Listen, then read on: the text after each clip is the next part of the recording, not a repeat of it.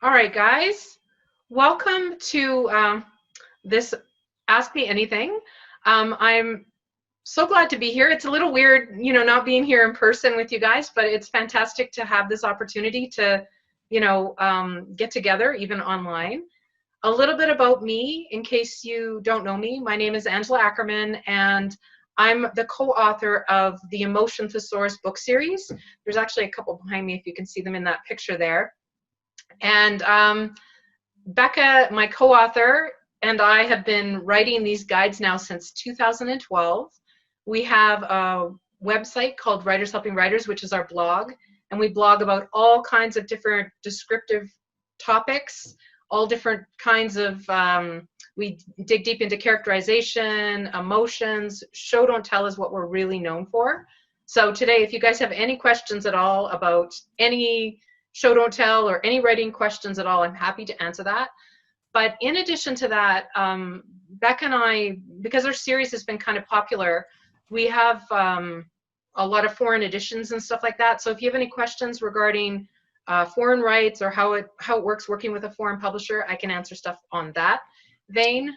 I also do all the marketing, both for all of our books and another site that Becca and I have called One Stop for Writers, which is, it's kind of like Becca and I on steroids, because not only does it contain all the different thesauruses we've ever written, not just our books, but all the ones we have, it also has a bunch of different tools that really kind of demystify some of the bigger, more difficult areas of writing. And so I have a lot of experience with, audience building, platform, marketing, building relationships, finding your ideal audience. So if you guys have any questions to any of that, that's another really good area to ask me. Now I'm going to tell you things that I'm not good at too, just so you guys know. I'm not really great at distribution questions because Becca and I kind of divide and conquer, and she handles all the distribution. And so if you have questions, I might know the answer, but chances are I don't, and Becca's not here, so I have no one to kick the question to.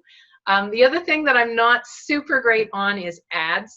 Ads is something that I've just only really played with a bit at Amazon, and that's it. So I don't have a lot of knowledge there. My knowledge is mainly around building relationships with people, building up a platform, building word of mouth, and all that kind of stuff. So yeah, I'm open to questions. I see someone's asking me for the URL for Writers Helping Writers. It is .net actually. Yeah, it is .net, not .com. I should have put that in the chat box before, and now my laptop is too far away, so maybe I can do that at the end. Does anybody have a question for me? Okay, we got Lisa. Yes. So I have a couple questions, but one is, I have your Emotion Thesaurus, which I love. It's great. And you've got so many that I am so intrigued in and I want to buy, but do you ever do sort of bundles sales on like more than one at a time? Does that ever come up? Because I'd love to get, like I've got, I mean, there's a few that I want to get, but I was thinking if you ever do sales and I kind of wait till I can get 3 or something at once or whatever. Yeah. We actually, we have one box set. We've kind of, okay. Our plan was to do more box sets, but then we kind of got derailed by some other things that came up.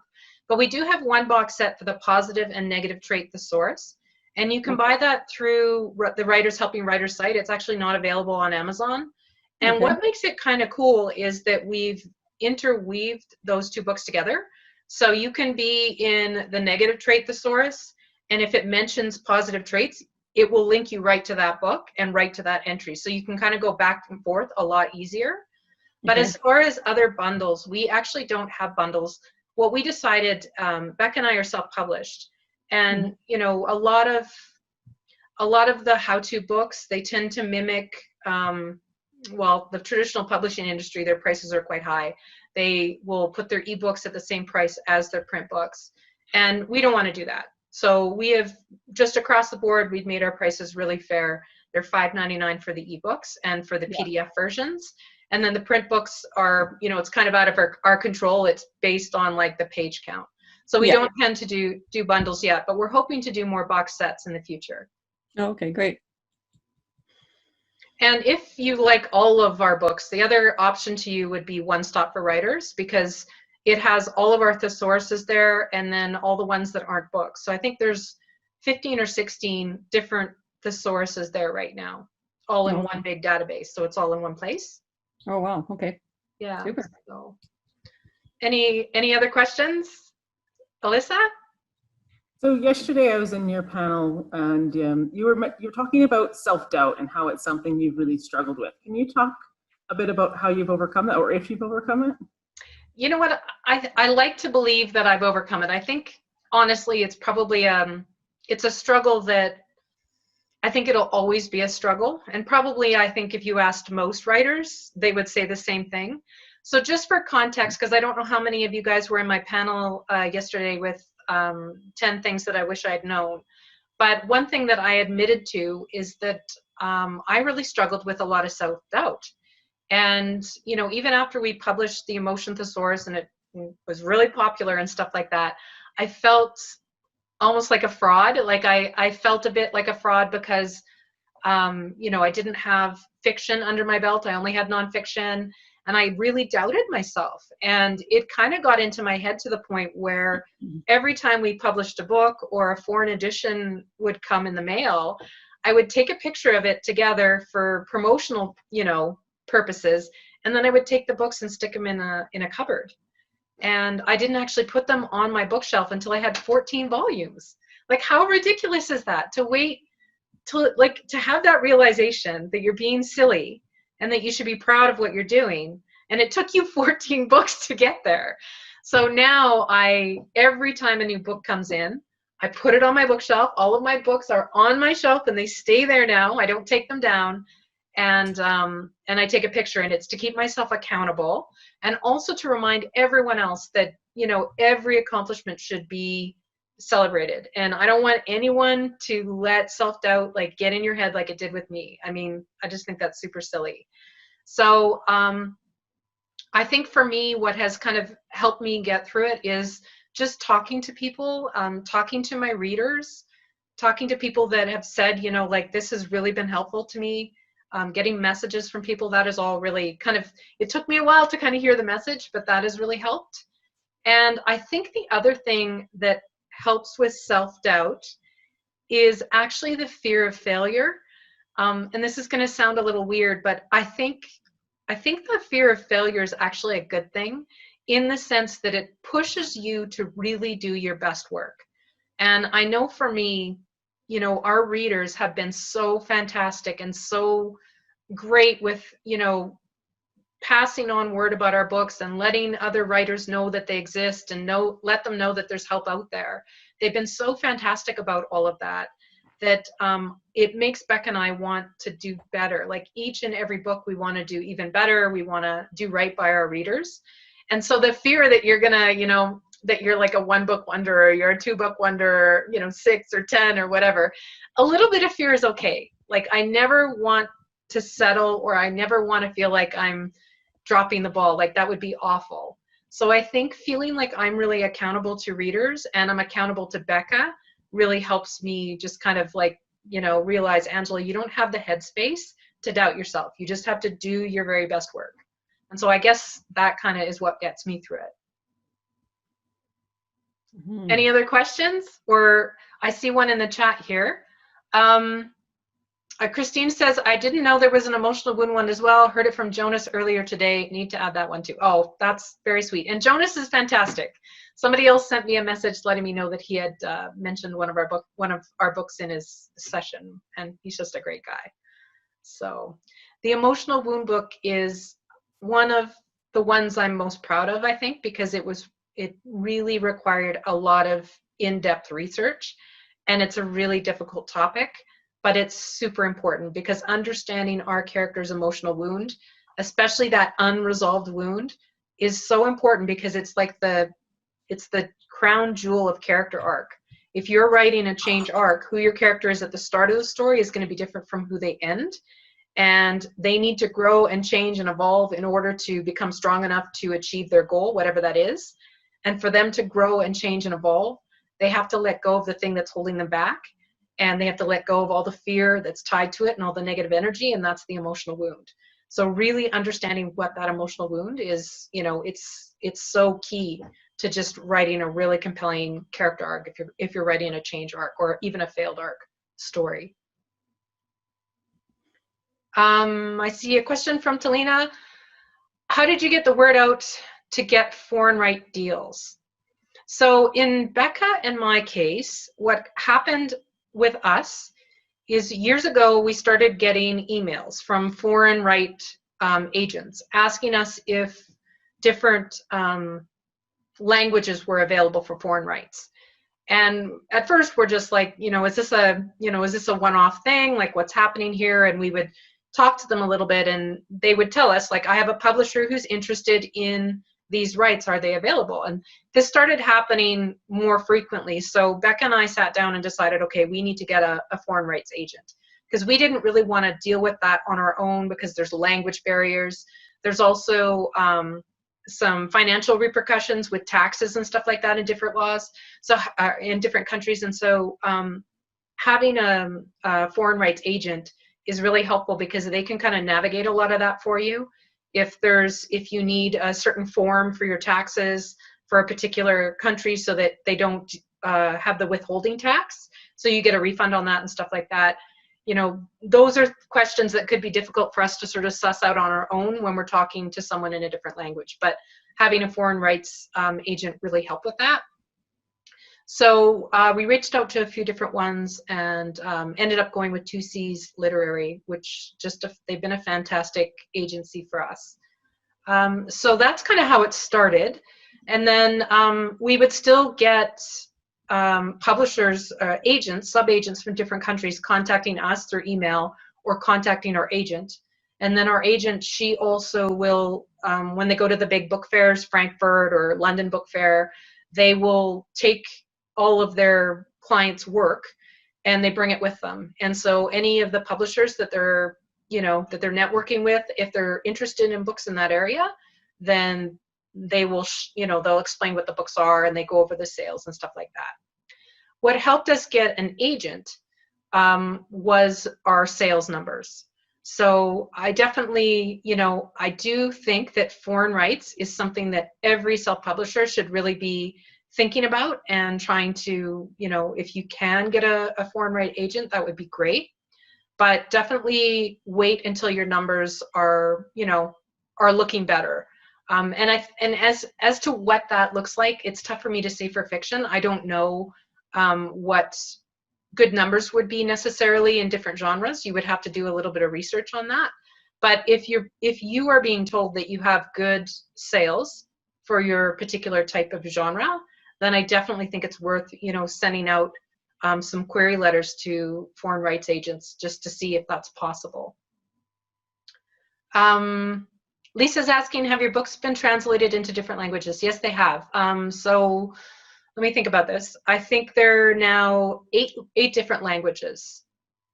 Let me see if I can get these. There's 2 Chinese ones. There's 2 different types of Chinese, Japanese, Russian, Turkish, Romanian, Korean, and English. So 8 languages. Any other questions? Come on, you guys can't leave me hanging here. If you don't ask me questions, then I'm going to have to give out assignments. I actually do have a question here in the chat. Okay, good. From Christine Olson. Christine would love to hear more about platform. Where do you suggest new authors start? Oh, okay. That's a great question. So platform, I would suggest, I would think first about what genre you're writing, what subgenre you're writing, and then who your audience is. And this is really important because lots of people will tell you, oh, well, you have to get on Twitter, or you have to get on Facebook, or you have to get on Pinterest or Instagram. But the reality is you don't have to do anything. But what you should do is start figuring out who your audience is, your ideal audience, and where they hang out. And the first step to doing that is actually figuring out who your core audience is. The first data point in that would be whatever your genre is. The second data point would be whatever your subgenre is.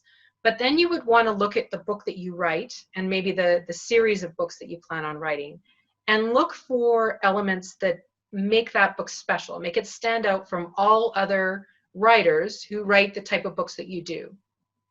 So for example, if I wrote, let's say I wrote crime fiction, and then specifically my crime fiction was about serial killers.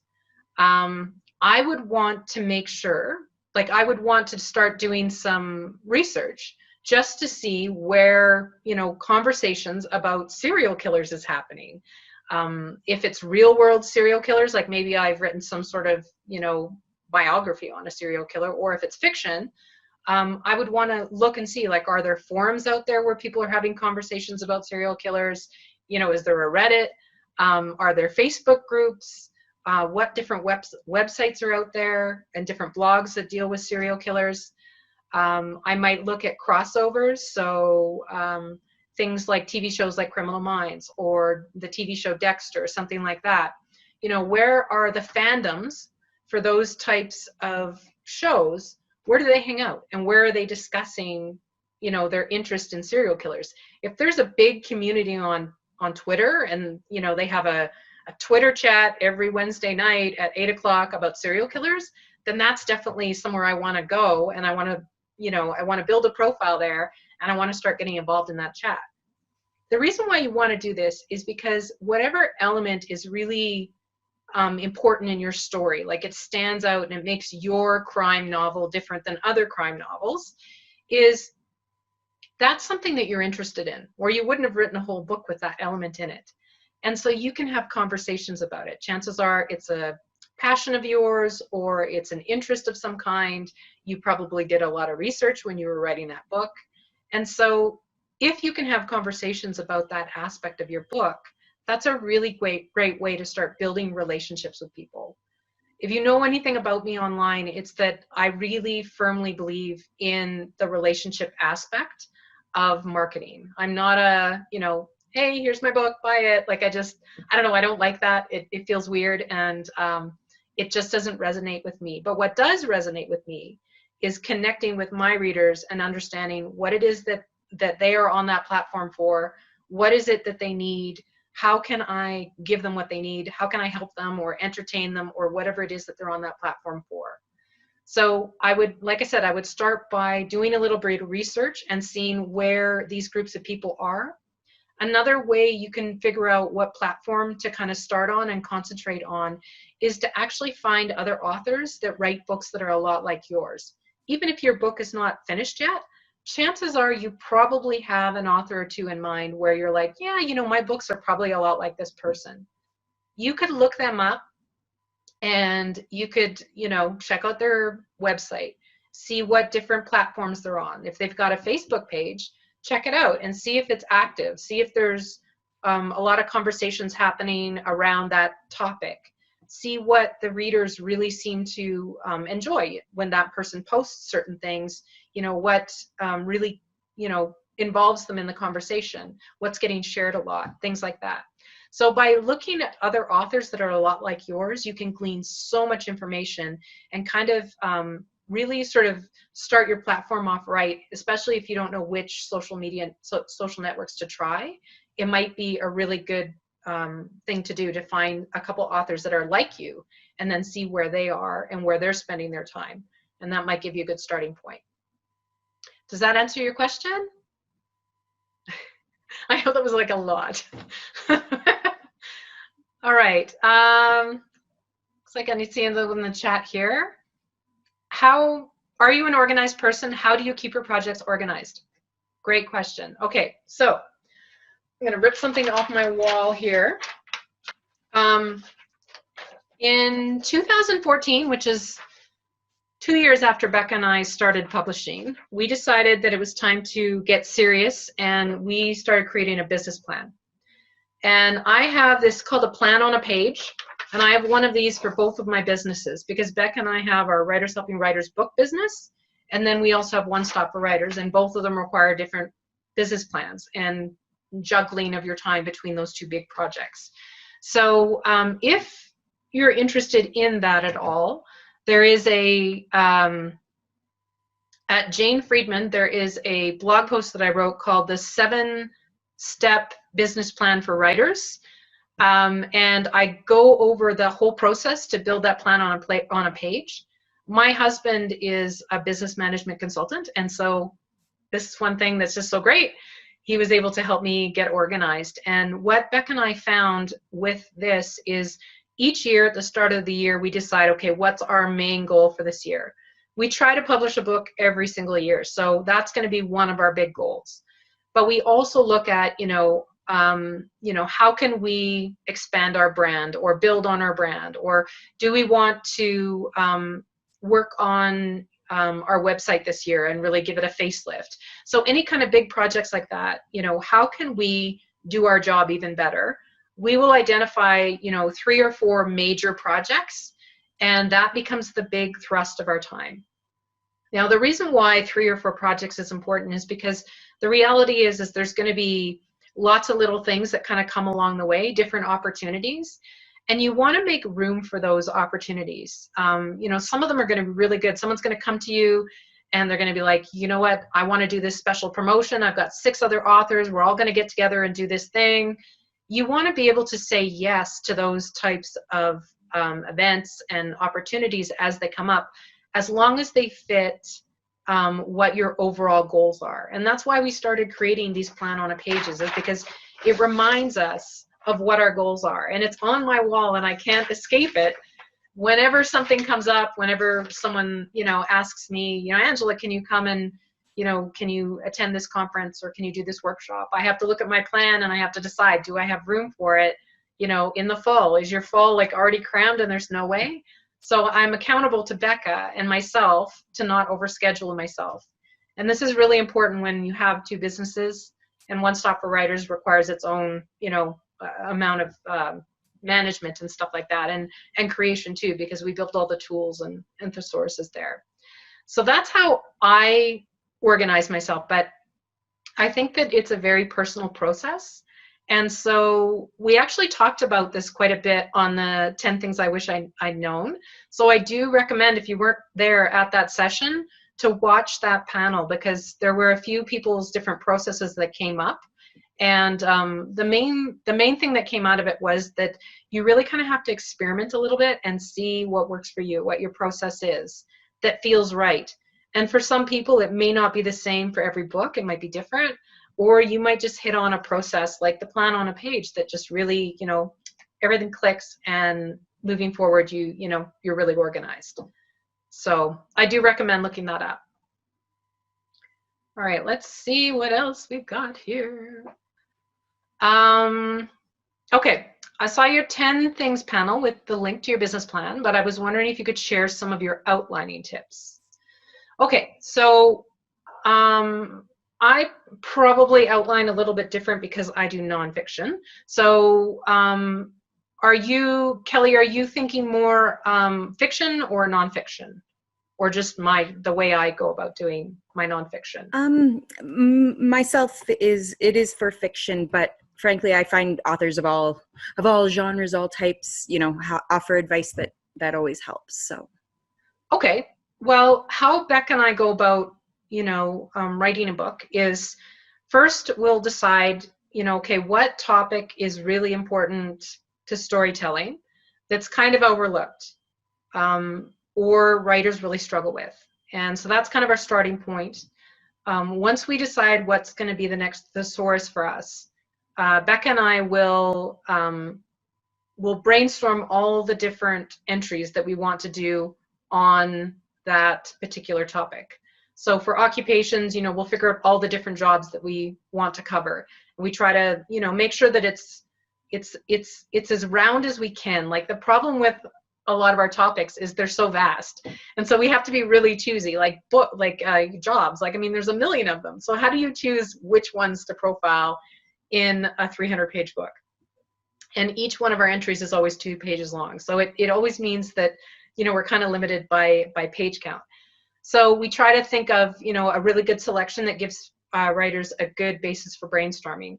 After we do that, we think about an individual entry and what are the most important pieces for that particular topic. You know, so when you're looking at a character's job, you know, what are the most important things that you need to know? Or if you're looking at an emotion, what's the most important thing that a writer needs to know? They need to know what that character's body language is like. They need to know what those vocal cues are like. They need to know what the visceral sensations are like. They need to know where emotions will escalate and where they will de-escalate. They need to know power verbs and things like that. And so we will figure out, you know, what each entry is going to cover. When it comes to writing the teaching content that comes before every thesaurus that we write, this is where Becca and I kind of divide and conquer with our talents, I guess is the best way to put it. I tend to be like the big thinker, like splatter of ideas. And so I will look at a topic and look at all the things that I think are helpful to writers that they should know. And then I kind of put it all on a paper, and then I just sort of throw it in her inbox and say, okay, can you do something with this? And then she will put it into a cohesive outline. So I know that disappoints you a little bit, because this is where, you know, Becca's skill set really shines through, because she's the organized one and I'm the big idea person. Now, when it comes to fiction, I personally like the tools at One Stop for Writers. I don't know if you're familiar with the site, and I'm not trying to pitch it, I'm just trying to explain the tools that I use. We have a tool there called Story Map, and what it is it looks at all the stages and turning points for the six stage plot structure that's Michael Haig's. I don't know if you're familiar with Michael Haig, but he's a fantastic master of story, screenwriter, screenwriting consultant, lots of big movies. And I really like his structure because it looks at the internal character arc and the outer plot. And so that's why I like the way his structure kind of comes out. So I will use that to sort of figure out what the major plot points will be for a book that I want to write. And I'm a reformed pantser, I guess I should say. I used to pants a lot, but now I have such an appreciation for story structure, and I understand that it's not something that it doesn't stifle your creativity. It just gives your house a frame, and then what you do with your house, like, you can just go wherever you want with it.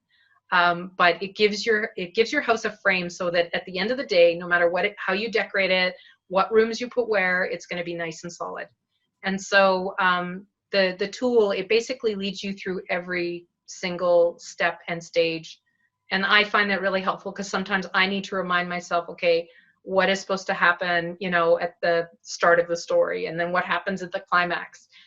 We built this tool to look at not only the outer plot elements, but also what's happening within the character and the changes that they're going to undergo, depending on the type of character arc you're writing.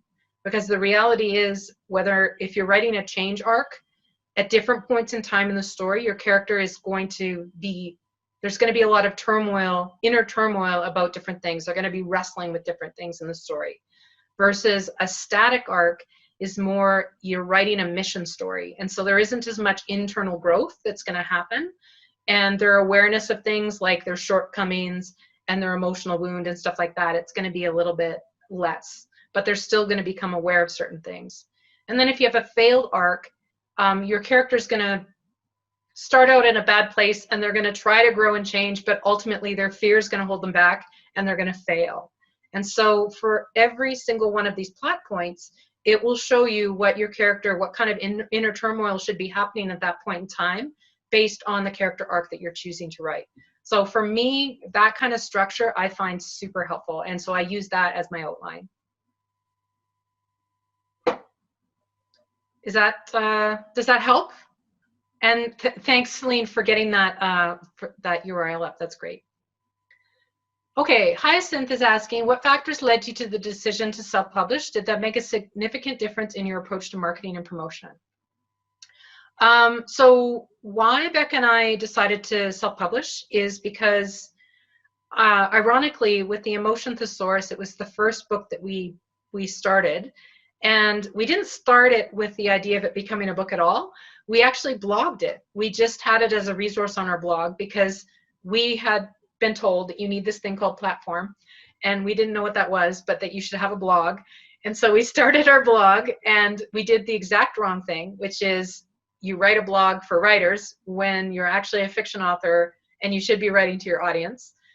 But it kind of worked out good for us considering where our career path went.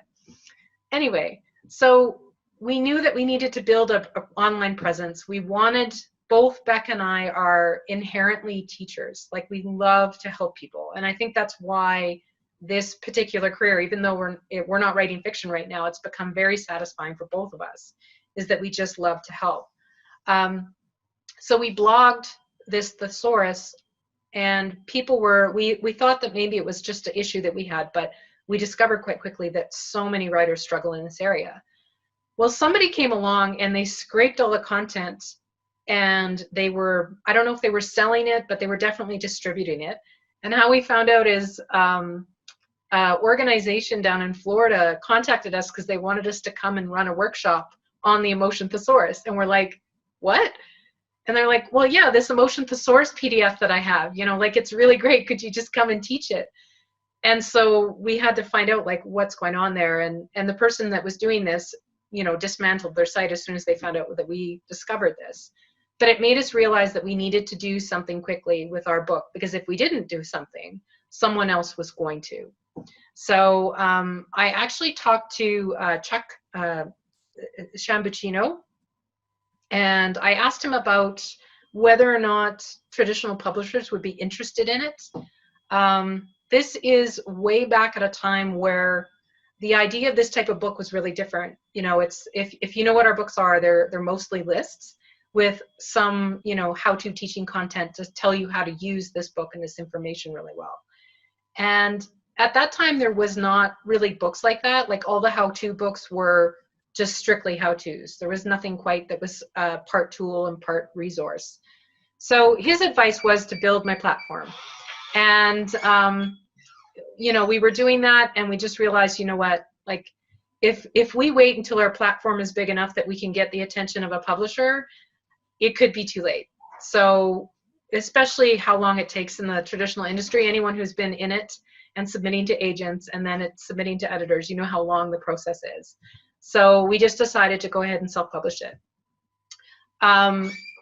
It didn't make a difference on our marketing at all, because when it comes to marketing and promotion, you just really, you have to decide how to do it in a way that's authentic to you. If you can do that, then your readers, no matter whether they're fiction or nonfiction, they're going to feel that they're connecting with a real person on the other side. And so for Becca and I, you know, we're not, like I said, we're not really, you know, look at me and buy my book. It's just, it's not who we are. We don't do aggressive sales tactics. We don't really do ads. We haven't done any ads at all until just this past year. We didn't do, you know, Kindle Unlimited, you know, where we put the book for free or anything like that. So I think that we would have done the same things whether we were self-published or traditionally published. I think the big difference is that we have complete control over that. And we're not being told by a publisher, well, you have to do it this way, or you know, I want you to do this. Instead, we can decide, you know, what's best for our audience and then just go that route. So I think that for me, it would have been the same either way, but I guess it's hard to say. But I'm happy with our decision to self-publish, and I'm happy with our marketing. I know it means that we're not, you know, maybe we're not tapping out our market or anything like that, because we're not aggressively pursuing sales, but we're doing stuff that feels right, and we're doing right by our readers, and that's all I can ask for. Okay, Lisa is asking, can you tell us more about the app? So One Stop for Writers is it's a site that Becca and I built originally with Lee Powell, who is the creator of Scrivener for Windows and Linux, if you guys know Scrivener software. And we originally built the site because as we create book after book after book, you know, I said to Becca, you know, gosh, like, these things are so heavy. And I would get pictures of writers that would be hauling them around at, like, you know, coffee shops and stuff like that. And both of us realized that it would just be really great to have all that information in one place rather than flipping through different books to kind of get it. And I think too, we also had ideas for bigger tools, like how that information could actually be used in different ways to make storytelling so much easier. And so we built One Stop for Writers. It contains, like I said, all the thesauruses, not just the book forms, but all the other ones that we've created. And then we have created hyper smart tools that use the thesaurus. So we look at all aspects of storytelling and how we can improve the process to give writers the tools that they need so that you guys are spending more time just writing your stories rather than, you know, trying to research stuff or figure out what story structure should look like or figure out how to outline or, you know, figure out how to build a character. We built tools that will help you do all of these things. And the tools are good for any level of writer. So if you're brand new and you don't understand story structure, all good. If you're a really experienced writer and you understand story structure, then you won't need that type of help. And you can just use the tool intrinsically. One tool that is really wonderful, and I'm actually going to do a session on it tomorrow if you're more interested in it, is called the Character Builder. And the Character Builder allows you to create characters that you'll go way deeper into a character than you'll be able to do with any other software that I know of out there, simply because it draws on all the information on all the different thesauruses to do with character. So the emotion thesaurus, the emotional wound thesaurus, positive and negative trait thesauruses. We have a character motivation thesaurus that looks at character goals. Physiological thesaurus, so physical features, so you can build your character's outer appearance and stuff like that. Talents and skills. So it draws information as you're brainstorming. It prompts you with new ideas as you go along so that you go deeper into that character and you connect the dots. So, you know, if you're brainstorming your character's talents or skills, there's going to be certain personality traits that are tied to different types of skills that's going to make someone really good at that. And if you choose those specific traits, it's going to really align with the type of character you're building. And those traits will give you all a bunch of ideas on how their behavior is going to be in the story based on the different types of traits that they have in their personality. So as you're going along, it pulls information. You make choices based on what it gives you, what works for the character. And the best thing about the tool is it's smart enough to know certain key pieces of information are going to be part of the character arc. So it will actually create a character arc blueprint based on all the information that you feed it about their fears, about their motivation, their emotional wound, all that kind of stuff. And it will actually give you a blueprint of what that character's story is actually going to be about. So it makes it really so much easier when you're planning the plot of your story, because you can see the internal journey right there. You can see what they're going to struggle with and what they have to overcome if they want to achieve a particular goal. So that's just an example of one of the tools that we have there. But again, Becca and I, we're creative thinkers. We like to put puzzle pieces together. And so we try to build tools that just make different processes really so much easier so that you guys are spending more of your time writing instead of, you know, trying to plan all this stuff or figure this stuff out. Let's see. Did I miss anything here? Tom here, I really enjoyed editing during a long corporate communications career. What is a good way to explore this market? Alberta market to start, how to start small, not novels or big scope projects, but smaller jobs. So are you talking, Tom, are you talking more that you're interested in freelance work?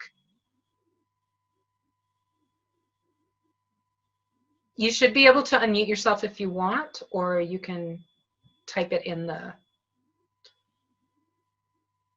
Or are you saying that you want to start, like you want to have an editing career? I'm just not quite sure. Scroll down. Yes, it won't unmute. Sorry. Freelance. Freelance, I don't know a ton about, unfortunately. It's just, it's not my wheelhouse. But I mean, there's so much great information out there. I would Google it, or even I would look at Jane Friedman's blog. I would be shocked if she didn't have some good information about freelance there, because she really looks at all aspects of publishing and editing and kind of in the industry and the whole package. Another place you could possibly look at would be Reedsy. Readsy is a really good site for lots of different topics on anything to do with writing and the writing industry. And Readsy is kind of a platform where, you know, they've got everything that a writer could want, you can hire people for. So if you're looking for an editor or a proofreader or a cover designer, you can kind of find all that information there. So I imagine that if there isn't freelancers there, there's going to be content to kind of go over what freelancing is, how it can help, you know, what resources you can go to follow up on, and how to get your start. All right.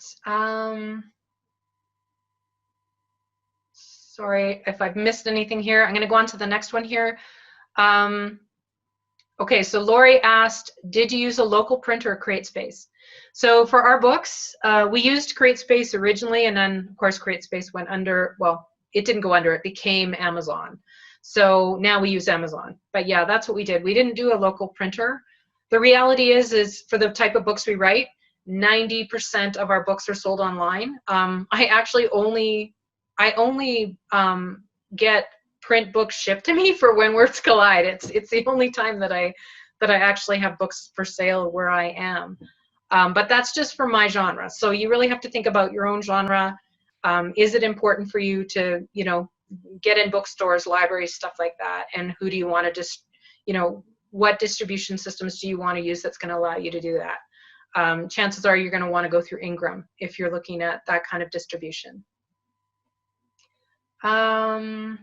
There's a session yesterday on freelancing. Probably the recording will be up on WWC video channel soon. That's great. Okay. Thank you. Is Cafe still operating? I don't know what Cafe is. So that's from Tom. Oh, lots of people are saying Readsy, so perfect.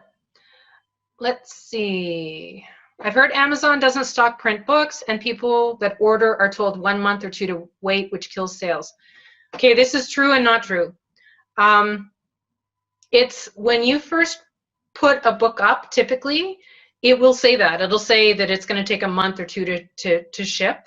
But I think what Amazon waits for is they wait for orders to come in. And as soon as they see people are, okay, there's 5 people that have ordered this book, like they'll get on it a lot faster and start printing those books, and then that message goes away. For our books, we've not had that happen, but I think it's because our books tend to sell well for Amazon.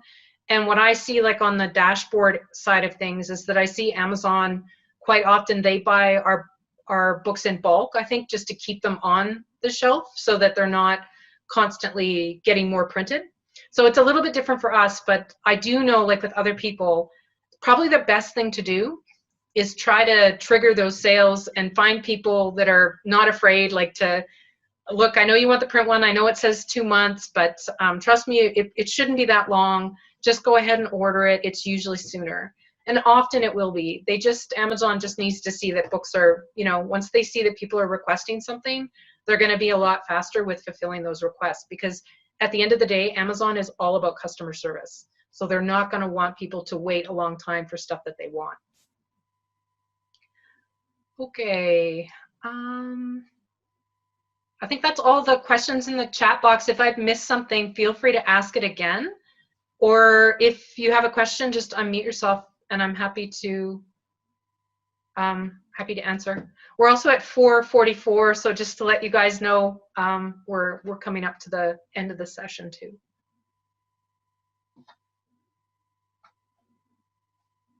I'm late to the show, but how do you market your books? So I talked about this a little bit earlier, but what we do is we focus on building relationships, not selling books. And to me, that's what real marketing is it's about understanding who your audience is and building relationships with them so that you have a genuine connection. And it's not, you know, it's not to sucker them in to buy your book. It's not that at all. It's to build an authentic relationship with someone, because when you build relationships with people, just think about your own personal life for a minute, not necessarily how it applies to selling books, but your own personal life. You know, when you have a friend and you have a good relationship and something goes wrong, you know, your blender breaks and you need a new blender, and you've got a friend and your friend, you know, they make smoothies all the time. are you going to spend an hour on Amazon trying to research what blender to buy? Or are you going to ask your friend to say, hey, I need a blender. Like, what do you suggest? So by focusing on building relationships with people, you build trust. You're invested in them. They're invested in you. And if you've written a really good book and you know like that they love the experience that they got reading your book, they're going to want other people to have that same experience. They're going to want other people to buy that book. And if you're likable and approachable online and off, then they're going to feel that they want other people to connect with you online. So they almost in some ways will introduce, you know, you should really go check out, you know, Angela's blog or go visit her Facebook page or, you know, or whatever it is. And, you know, they want to facilitate that for you. You'll find that when you build a relationship with someone, it lasts your entire career. It's not just they bought your book and then they're gone. And that's, I think, the difference between, you know, the relationships, thinking about marketing as relationships versus how can I get book sales? And, you know, I don't know. That's what has always worked for us. I think if you have a really strong book, a really good product, and you're approachable and likable online and you understand your audience and what they need or want and you give it to them, then that's kind of the magic right there. Okay, go up here. Thank you, Angela, and thank you for your books on the one-stop site. I'm not sure I could write a book without you anymore. Oh my gosh, I love you, Leslie. Agreed. Every story I write starts with digging into the emotional wound thesaurus. I'm so glad to hear that because, like I said, the emotional wound is really like the heart of that character arc. So if you're writing a change arc, understanding that emotional wound, who a person is before an emotionally wounding event and who they are afterwards is going to be very different. And at the end of the day, we really need to nail our character's behavior so that they come across as authentic, and every action, choice, decision that they make lines up with who they are. And so knowing who they are before it happened and after especially becomes really important to write that authentic behavior so that readers are just pulled in and they feel like they're experiencing the same thing that the reader is, or that the character is experiencing. So very true. I wish every school would use your books so that young writers can become more proficient. Oh my God, you guys are so good. I love you guys. Any other questions at all? Any writing boggles? You got 2 minutes. I have all your thesauruses. Did you plan them to be in rainbow colors? I know, right? Honestly, we didn't. We didn't start that way because we didn't realize that we were going to be publishing a whole series. Like, we just published the Emotion Thesaurus because it seemed like that it was such a strong need. And then from there, we just thought, you know what? Like, people really seem to connect with this style of teaching and this type of tool. So yeah, we just kind of went from there. And yeah, it's kind of a rainbow. You have a crayon box, I guess, now on your bookshelves. But we're running into trouble because we're running out of colors. So if you guys have ideas for colors, let us know. Hyacinth asks, what's a boggle? I mean, like, you know, struggles with writing. Do you publish other author books? We have not yet. Both Beck and I, right now, we're really focused on the Thesaurus series and One Stop for Writers. One Stop for Writers is kind of like our passion project because it's really allowing us to stretch our imagination in new ways and to help writers. So for now, that's enough. Like, we've got so many things on the go. It's just it's a little crazy, I think. So, but I could see us writing other author books in the future, and also I really want to get back to fiction at some point in time. So.